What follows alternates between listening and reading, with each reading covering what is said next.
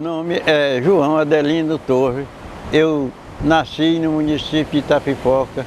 Até os 17 anos eu estava morando no município de Itapipoca. Depois meus pais se mudaram para o Serrote, onde eu fiquei mais um pouco de 3 a 4 anos. E dessa vinda para o Serrote, eu fui primeiro a partir dali para o sul. Essa minha vontade de ir para o sul era procurar dias melhores, porque eu sabia que a nossa região era, na época, 60 anos atrás, 70, era ainda mais pobre, difícil, que não tinha recurso para você nada, não tinha colégio, não tinha professor, não tinha emprego, não tinha nada. Então eu cheguei para o meu pai e falei para ele. Que eu sempre insisti com ele para nós sair de lá, mas era todo mundo. Ele não era de acordo, porque não queria andar no mundo com família. Aí eu falei com ele. Eu digo, olha, pois, papai, eu vou, porque eu via muito difícil a vida. Aí ele me falou uma vez, e eu não esqueço. Ele disse, olha, você sabe da minha situação, eu não vou lhe ajudar em nada, eu não tenho dinheiro, você vai a sua viagem, mas se você, aonde você estiver, se tiver vontade de voltar para casa, você me avisa, porque eu faço o que for possível para lhe ajudar você a voltar para casa. Ali eu também não falei, não disse sim nem não, porque fiquei quieto e pensei, bom, um dia talvez, eu não sei, mas vou trabalhar para eu não... Porque se o papai, mais eu trabalhando era difícil, quanto mais ele sozinho. Aí nesse dia, véspera de eu viajar, nós fizemos uma serenata. E os meus colegas, que era um e mais 3, que era eu e mais 3 colegas, nós fizemos essa serenata e o papai, primeira vez que ele dormiu fora de casa, mas ninguém sabe onde ele dormiu e nem, nunca ele falou. Morreu e nunca falou, mas eu fiquei pensando que aquilo ele não queria ver a minha saída. E ele, fiquei com aquela mente, eu digo, um dia com fé em Deus eu vou ajudar meus pais. E a minha mãe, quando eu resolvi mesmo, no outro dia, depois da serenata, a mãe fez um capote com uma farofa e botou numa lata para me levar para comer por aí. Tudo bem. Aí ela cobriu meu rastro na areia com a cuia, umas 3 lugares, para não passar pelo menos uns dias vendo meu rastro. A minha irmã também chorava muito, mas eu sempre pensei nos meus pais, digo não, mas eu vou em frente. Eu já tinha uma ideia que o pessoal falava que na Argentina era bom para a gente ganhar dinheiro naquela época. Eu tinha ideia de ir embora. E era lá do Serrote. Mas eu tinha que ter dinheiro. Aí a minha mãe fez aquela merenda e para me levar para comer. Quando eu cheguei em Fortaleza, eu mais os colegas, inclusive o Cimide já tinha ido na frente uns 20 dias, o Antônio Camilo. Foi eu, o Antônio Camilo e o Edmundo.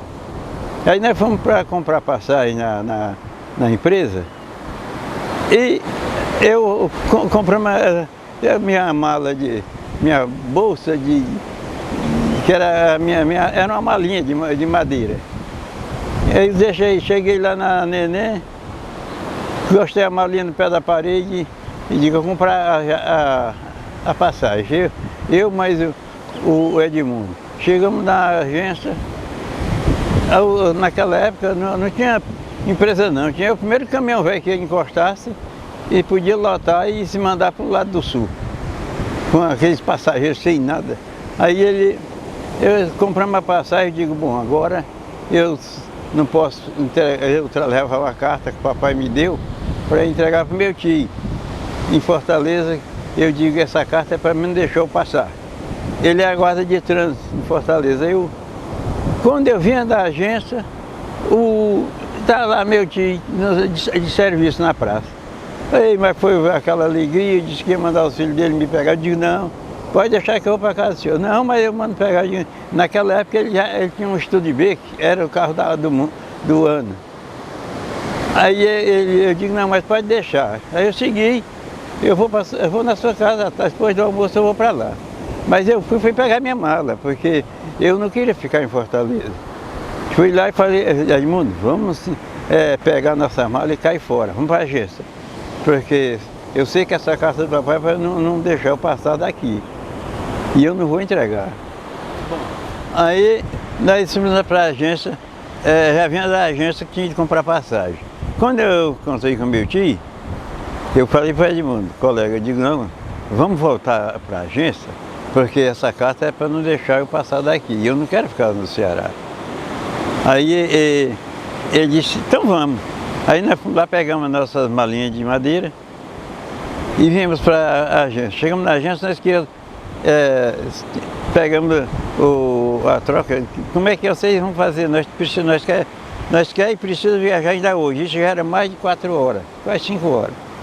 Aí o pessoal falou, não, mas não tem. Já tem um ônibus que vocês compraram passagem para amanhã, para Goiás, que era para Goiânia, mas é só se falava em Goiás, que não tinha Brasília praticamente.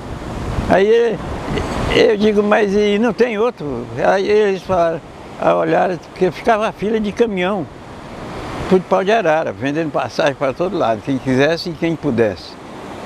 Aí eu digo, vamos nesse aqui, aí vamos lá saber. Ele disse, não, mas não pode. Você comprou passagem de onde? Como é que você vai? Eu digo, mas nós quer viajar hoje, rapaz. E ele chegou, rodou, nesse pau de arara aqui que vai para Goiânia, tem 2 vagas, aí nós pulamos dentro. Mas então é nessa. Mas e vocês não compraram passagem? Naquela época a passagem você pagava, até dentro do caminhão. Era meio que pagava, carregar bode. Pagava no caminhão e tocava. Onde descesse, aí pegamos aquele caminhão e levamos 16 dias em cima daquele caminhão. Mas antes, aí quando passagem de Fortaleza, estava com pouco dinheiro, porque a gente trocou de passagem e não recebia mais o troco, aí eles disseram, mas vamos embora. Mas lembrando que a mamãe tinha feito um capote com a farofa para mim comer no jeito por onde eu fosse. Aí a gente guardou. O Edmundo não tinha mãe. Ela tinha arrumado essa quimangazinha, mas não dava muita coisa. Nós pegamos e ia para outro dia, e quando a gente foi comer, ela tinha azedado, não estava prestando, a gente tem que jogar fora, com lata e tudo. Aí tocamos o barco. Com esses 16 dias que a gente rodou em cima desse caminhão, chegamos na praça lá em São Sebastião, em Anápolis, Goiás. Aí eu via o cara que fretava o caminhão para ganhar de cima dos pinhão, ele blusa de couro, aquele negócio todo, franela e tudo. Eu disse, que roupa é essa que esse cara está descendo? Mas fazia frio demais, ele não avisou nós, nem nós tínhamos dinheiro para comprar. Um frio que só faltava matar a gente de frio. Ele parou o caminhão lá e disse, olha, ponto final, aqui é final na praça. Já aqui vocês têm, daqui para você não se virar, que a passagem de vocês é até aqui só. Não, barriga verde, não conhecia nada, não sabia, e aceitamos aquela proposta. Ele pegou o caminhão e foi embora, voltou. E nós ficamos lá, a procura de emprego, a procura da vida, mas graças a Deus a gente, porque é muita coisa. E, graças a Deus deu certo que arrumei emprego, não fiquei assim desempregado, precisei, eu nunca esqueci o papai mais a mamãe, mas tinha era... Primeiro, o dinheirinho que eu ganhei eu já mandei um pouco, porque eu sabia que se eu fazia falta com ele, com o papai, se eu fora de casa era mais, fazia mais falta. Aí eu mandava todo mês aquele ali. Mas o papai tinha muita vontade de ter seu pontinho. Dizer assim, essa casa aqui eu botei do que é meu. Não era muita terra, era aquela tirinha de terra, mas quando o pessoa, a Pris queria vender, o dono, disse que ia vender. O papai me ligou, mandou uma carta me dizendo. Eu disse, papai, pergunte para ele quanto ele vai vender que eu compro para o senhor. Não, mas não dá, é caro, as coisas. Aí ele disse, eu digo, não, mas você mande o valor para mim. E ele mandou.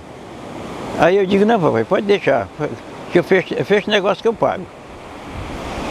Aí papai ficou muito satisfeito, alegre, depois, ver esse terreno aí. Porque eu queria que o papai saísse do serrote, que ali era muito difícil.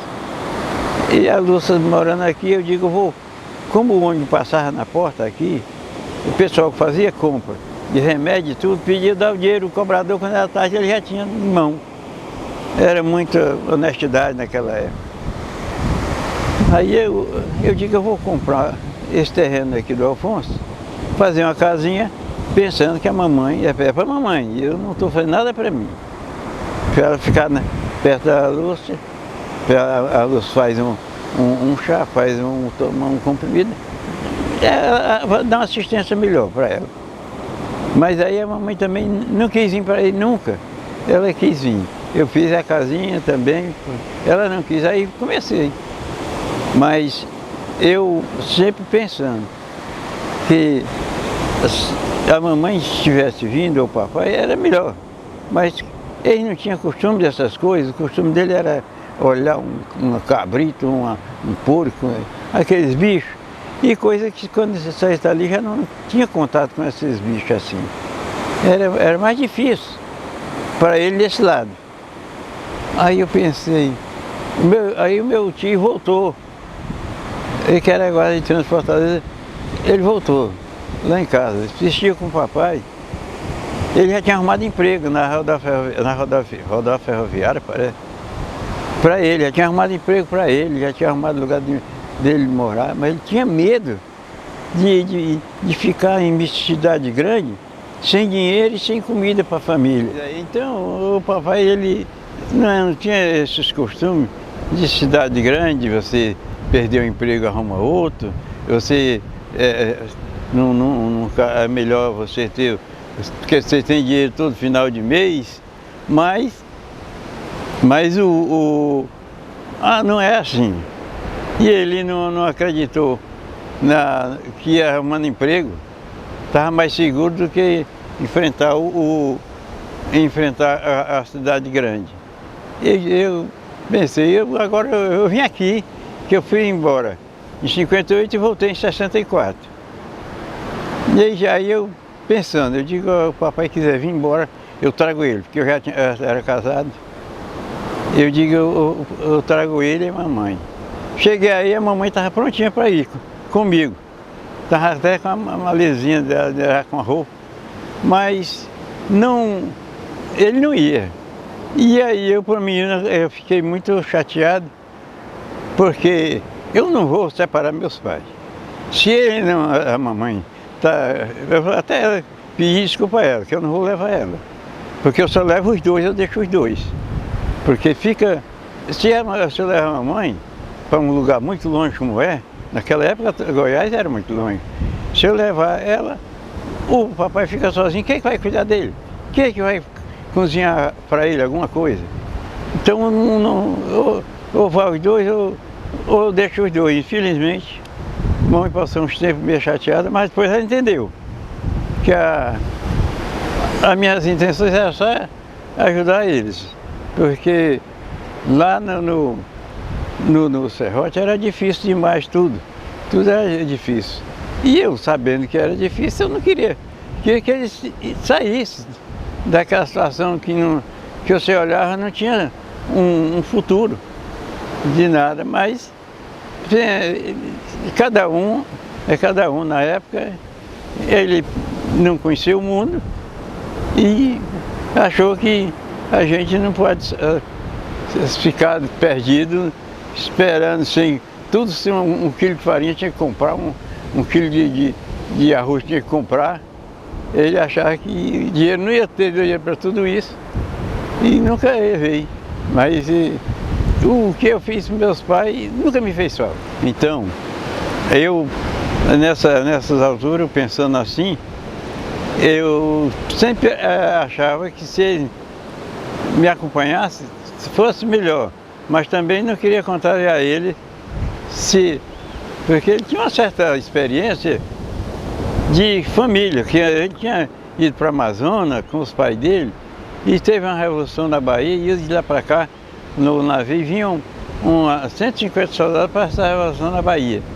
E quando começou lá para 4 horas começou um vazamento, enchendo d'água o navio, que naquela época era uma coisa.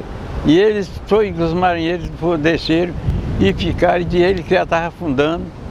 Uns choravam, outros que batiam violão, outros faziam oração, outros cantavam.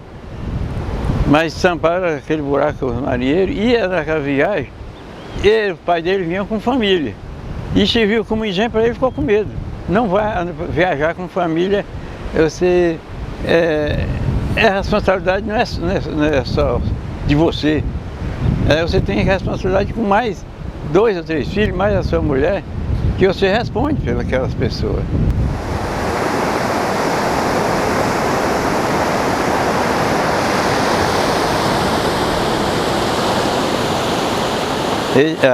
Aqui eu comparo o mar com muitas outras regiões que oferecem um recurso para você viver. Não de muita coisa, mas pelo menos a pessoa que não tem condições, não tem conhecimento, um saber, um começo de vida, ele na praia ele não fica sem se alimentar e nem a família. Se ele tiver coragem de trabalhar, é uma região que a pessoa vai sempre encontrar a oportunidade de se alimentar com a família, tendo coragem de trabalhar. Era muito difícil para quem não tivesse recurso nenhum no interior, porque tinha que trabalhar de alugado, trabalhando para ganhar um troquinho por dia, aquilo não era mês, não era nada. Então era muito difícil. É tanto que hoje nós éramos 4. E desses 4, tem um. Os outros 3 já morreram. E esse um sou eu.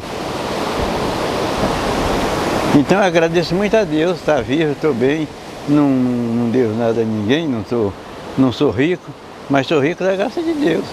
Isso é muito importante. A gente viver sem ter inveja do que é dos outros. Acreditar e confiar nas pessoas, que infelizmente, hoje em dia, muitas pessoas, se você confiar, você só passa decepção com muitas pessoas. Mas a gente evita.